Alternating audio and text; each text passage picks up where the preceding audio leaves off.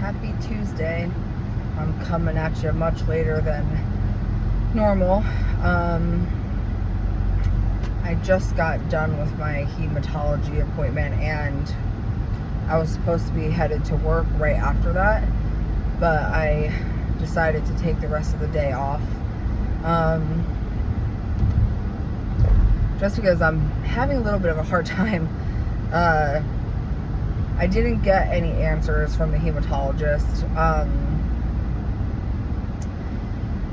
but there is further testing that needs to be done, and the word cancer was thrown around quite a bit, which is really scary. It's not confirmed, obviously, but there's a high possibility that what has been going on with my blood for the last 10-15 years is some sort of blood cancer. They have basically been able to rule out it being any sort of acute leukemia or really dangerous, need to get into the hospital for treatment immediately type of blood cancer. She said what we're looking at is more so chronic things. And the way she explained it was, because I asked her, I said, because this has been going on for so long, does that mean it's less likely that it is a cancer? Because the word cancer is scary. And the way she described it to me is that, picture it like skin cancer. Some people have spots on their bodies for 10, 15, 20 years that don't cause them any trouble, that they don't get sick from, that don't change, that don't whatever. And one day they go into their dermatologist and the dermatologist says, hey, that's skin cancer. We need to remove that. And then there's other types of skin cancer where you get a spot on you and the next month it has spread throughout your entire body, and you know the ending to that one. She said in this case, it would be more so like the first type of skin cancer, where you could have it forever. You could have had it forever and not known. And sometimes people with chronic blood cancers don't even require treatment. So we're not for sure if that's what it is. There is a lot wrong with my blood. My red cells are very small, but she said that that's not really causing a concern because my body is making up for the small blood cells and producing more. So it's kind of like counteracting it. Just a lot of things wrong with my white blood count. She said that they did test my inflammation and my inflammation is high, which I already assumed because when you're overweight, you're more than likely to be a little more inflamed. But because there's so many other things going on, like with my neutrophils, with my platelets, all of that type of stuff, they are sending out my blood that I had done this morning. So basically I had blood work done this morning. They got the results back in 30 minutes because I was at a cancer center, hematology/oncology. And so they got the results back in 30 minutes, and those results are what told the doctor, hey, we need more testing. So they're sending out a lot of that blood work to be tested for other things, to dig a little bit deeper. I think in the back of my head, I had an inkling that there's always the possibility that when something's weird, they're going to say it's cancer, because unfortunately cancer is just such a common thing in our world. But I also thought that she was going to give me a list of other possibilities, and I feel like I didn't get that. I feel like the only possibility I was kind of given is that it's some sort of blood cancer. And now that could have just been the way that I took it. Maybe I just honed in on that because that's scary. But she didn't seem concerned. Like, she didn't seem worried or alarmed. And I think that's helping keep me calm.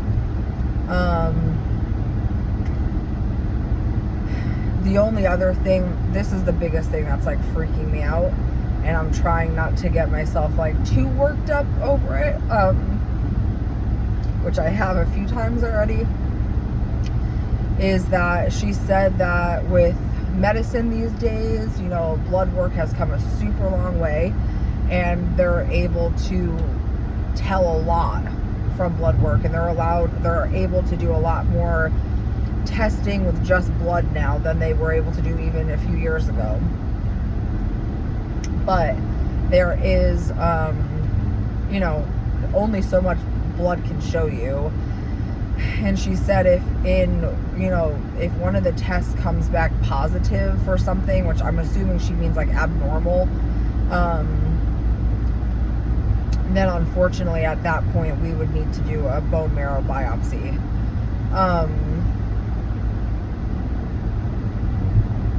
And like, that's the part that's freaking me out, because I am very big into medical stuff. So like, I know what that procedure entails, and it is a gruesome, not fun procedure to have done. And I feel like if they need to go as far as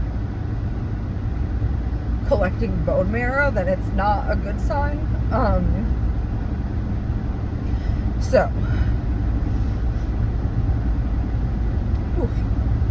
I'm trying to not let myself get ahead of everything, because there's a big possibility that we won't even need to do that.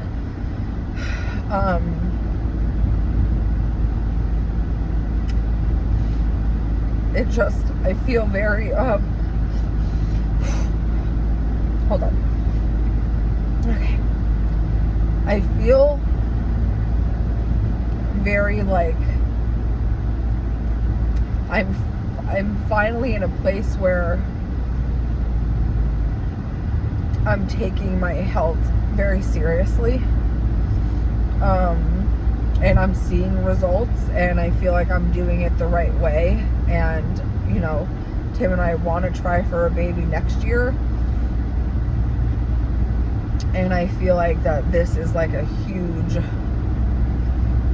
bump in the road. Like, I'm mad at myself that I didn't take my health more seriously sooner, because now something could like really be wrong.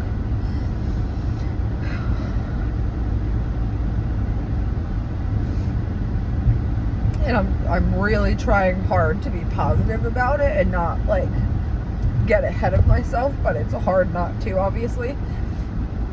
Those are like scary things. But I should have more blood work done, or back in like a week, and then I go back in a month.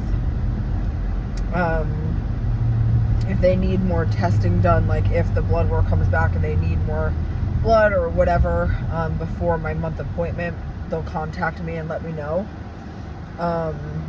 And she does want me to get an ultrasound done of my abdomen,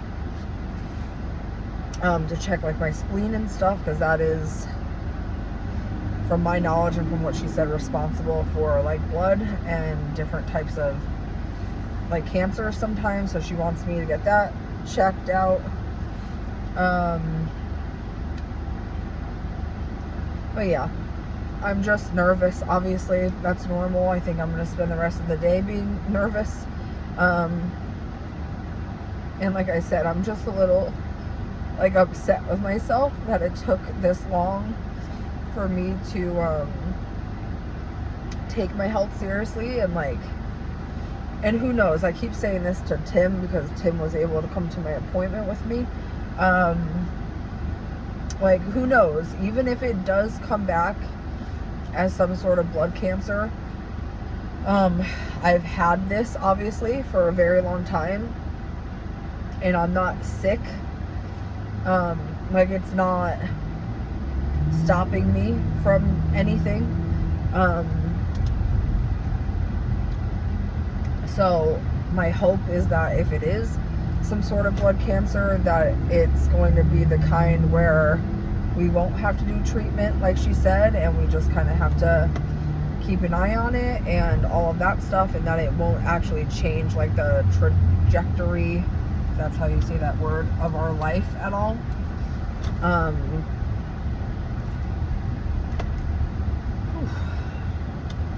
But obviously that is a very unsettling word to hear, knowing that, you know, it's a possibility. So yeah. And like I said, maybe because I asked, like, she did mention blood cancer before I brought it up, but I'm wondering if maybe because I like specifically asked if it was like a possibility that it wouldn't be blood cancer, and then that's when she gave me kind of that explanation. Sorry, I have to get dog food for Hunter. She gave me that explanation of the skin cancer thing. Like, maybe that's why we talked about cancer a little more than any other possibility, and so maybe there are other possibilities that she either didn't get to, or I don't know. But that's the rundown.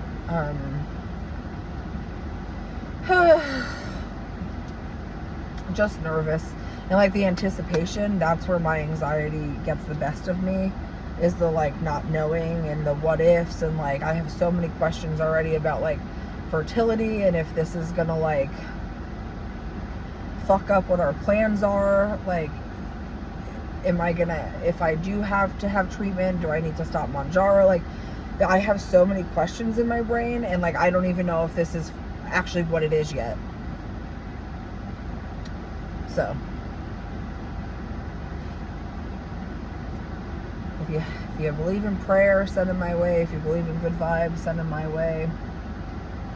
I'm trying really hard to not like be terrified, but obviously it is kind of scary that it's even a possibility. At the end of the day, it's obviously something. And I just really hope that whatever that something is not something that's about to turn my entire life upside down. So that's all I got for today.